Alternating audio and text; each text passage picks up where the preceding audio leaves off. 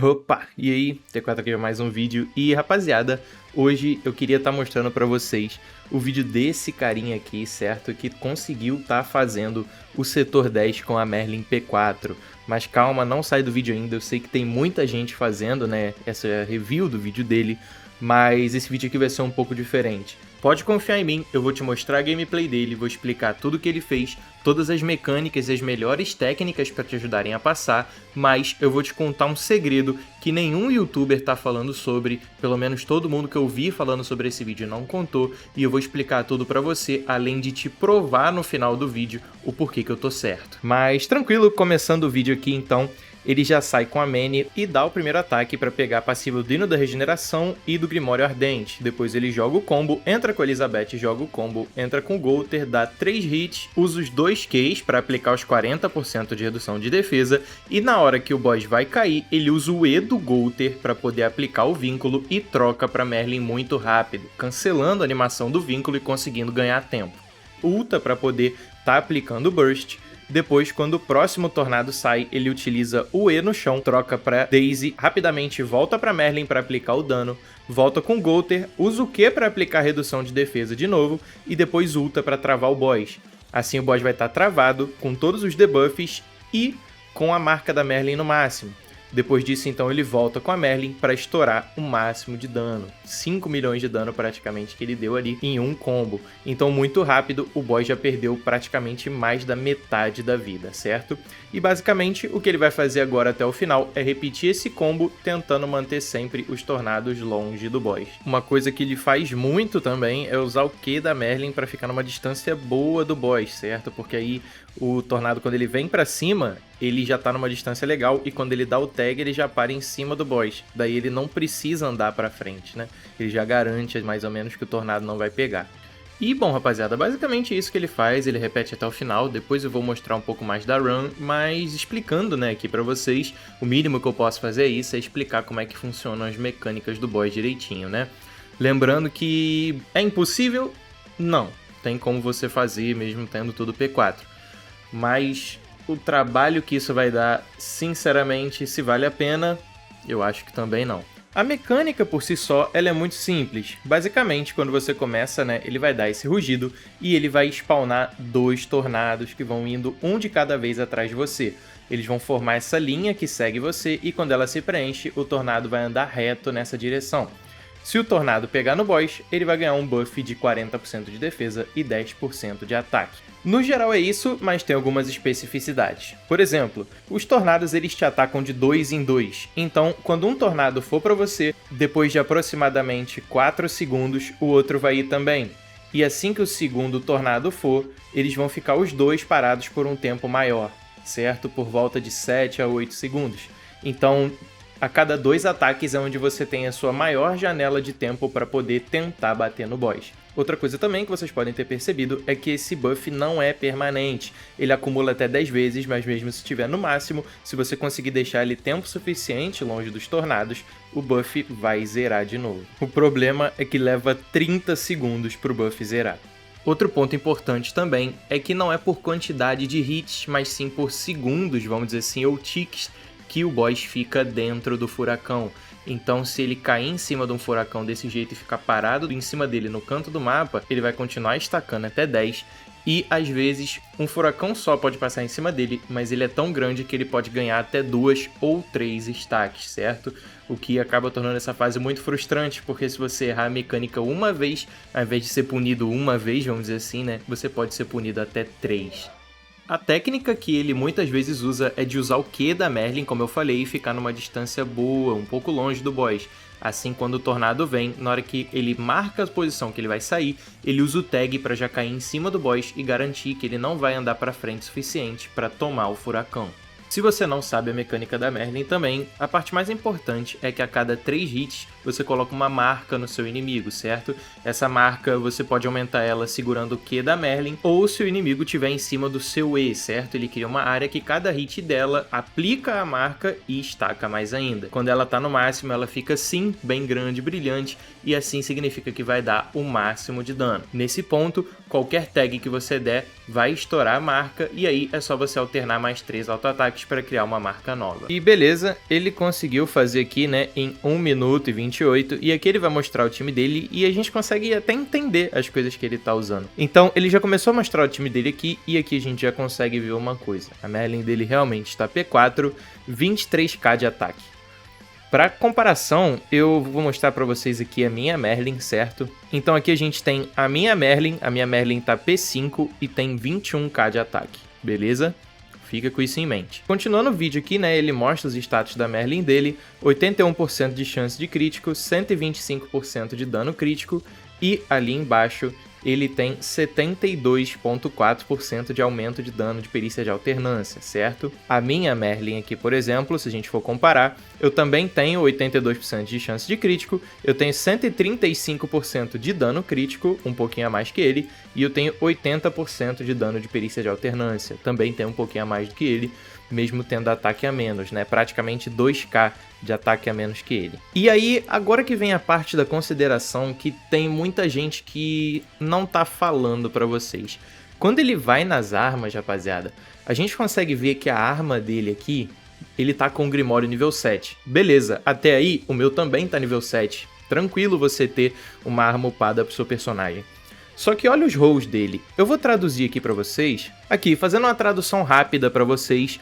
Ele tem 33% de aumento de dano de perícia de alternância, 16,8% de dano crítico e simplesmente um roll perfeito de dano de gelo, que é muito forte contra a fraqueza. Então a gente consegue ver que esse cara, por mais que a Merlin dele esteja P4, essa conta acaba não refletindo muito com o que a gente tem na média dos free-to-plays no jogo atualmente, certo? A gente consegue ver isso ainda mais quando ele mostra as outras armas dele.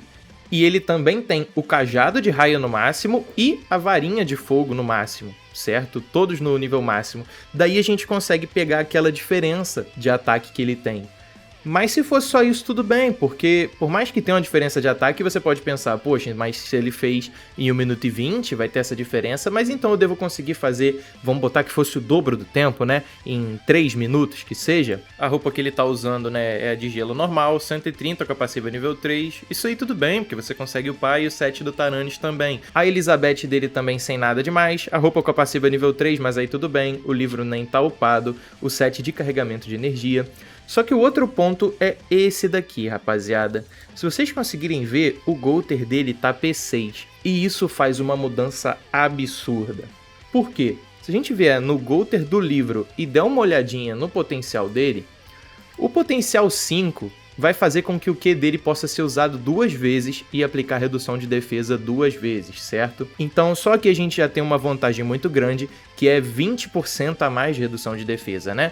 O Q do Golter aqui, como vocês podem ver, ele reduz a defesa em 20%, então se você usar 2 vezes, 40% de redução de defesa. Isso já acumula com os 2k de dano, por exemplo, que ele tem a mais do que a minha Merlin por conta das armas todas no máximo. Junto com isso, a gente tem também o P6 do Golter, que praticamente para mim é o ponto de virada que faz a comp dele funcionar. Toda vez que a gente utilizar o Q ou o E, a gente vai recuperar 500 pontos do medidor de magia. Se você não sabe, 500 pontos é basicamente meia orbe. Então, sempre que ele usar o Q ou o E, ele vai carregar a energia que você com o seu Golter P4 já carrega, mais 500. E de brinde, se a gente jogar com o P5, ele ainda consegue usar o Q 2 vezes. Ou seja, se você for comparar ele com o Golter P4, a cada combo que ele fizer, ele vai sempre ganhar uma orbe meia a mais do que você. E isso só vai acumulando. E isso acaba impactando muito.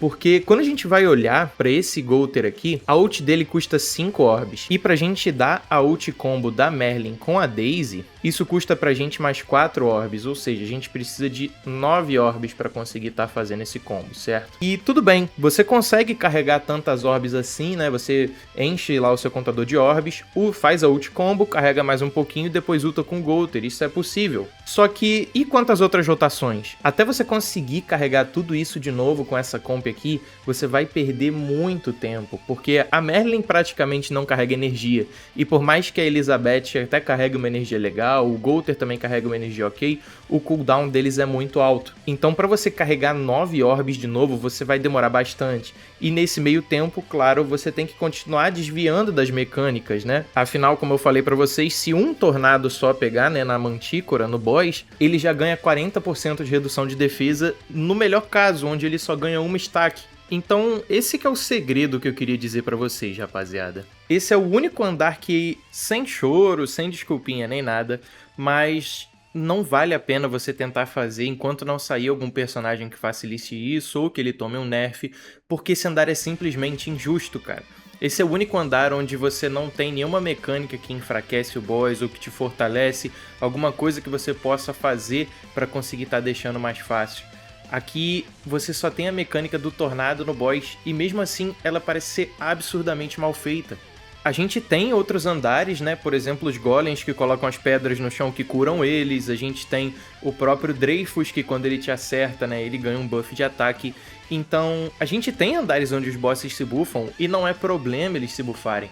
O problema é que não tem nada que a gente possa fazer quanto a isso. Não tem nenhum jeito de atrasar os tornados, de remover uma stack sem você ter que jogar 30 segundos fora. Sem contar que esse bicho tem simplesmente 30 milhões de vida, cara. Para um free to play já era difícil você fazer o sapo, que tinha só 22 milhões. Você só conseguia fazer ele, entre aspas, tranquilamente, porque ele tem a mecânica de invocar os sapinhos, que por si só é uma mecânica muito inteligente e que funciona. Você mata o sapinho e o boss toma dano, isso te ajuda a finalizar, você tem uma recompensa ali. Aqui não.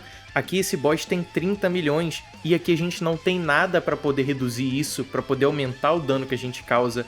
É simplesmente ou você joga do jeito que tá, ou você joga pior, com o boss ainda mais tanque, causando muito mais dano, sem você poder fazer nada contra isso. E eu posso provar, cara, porque se a gente vir aqui no ranking, der uma olhada no setor 9, a diferença do top 100 pro top 1 é de 16 segundos, cara. Ó, 12 segundos para 28 segundos. Certo? Eu fiz em 3 estrelas, 1 minuto e 48, sobrando tempo, e eu tô no ranking 2500. No setor 10, a diferença do primeiro lugar é de 20 segundos para 2 minutos e 11. São quase 2 minutos de diferença do primeiro pro 100, não é nem pro 200. E para você fazer 3 estrelas, você precisa ficar em 2 minutos e meio. A gente consegue perceber o problema gigante que tem aqui quando o ranking 100 quase não conseguiu fechar com 3 estrelas. Não querendo tirar o mérito dele aqui, porque ele jogou muito, pegou um RNG muito bom, então provavelmente foram muitas tentativas que ele teve aqui, certo? Ele realmente jogou muito bem e esse feito dele é simplesmente incrível. Eu acredito que eu, mesmo com a conta dele, demoraria muito para conseguir ter esse resultado, se é que eu conseguiria, mas sinceramente não vale a pena vocês estarem tentando fazer isso, certo? Eu sei que perder as Láureas pode ser um pouco triste, mas vamos esperar um pouquinho porque esse andar muito provavelmente vai ser nerfado, igual outros andares que a gente teve já foram, né? Mas então é isso, eu sei que esse é um vídeo um pouco diferente, não é o que eu costumo trazer. Se você tem algum outro comentário, se você conseguiu fazer com o time free to play, cara, por favor me manda, eu adoraria ver de verdade.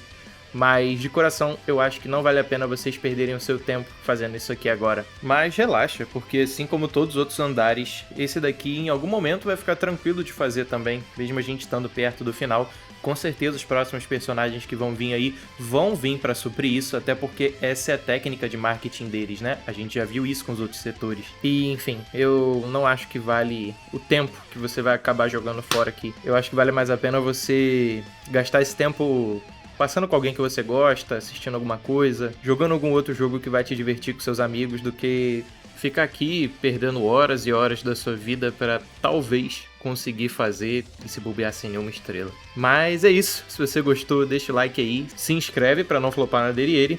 Quem não é inscrito flopa mais, hein? E a gente se vê no próximo vídeo. Falou!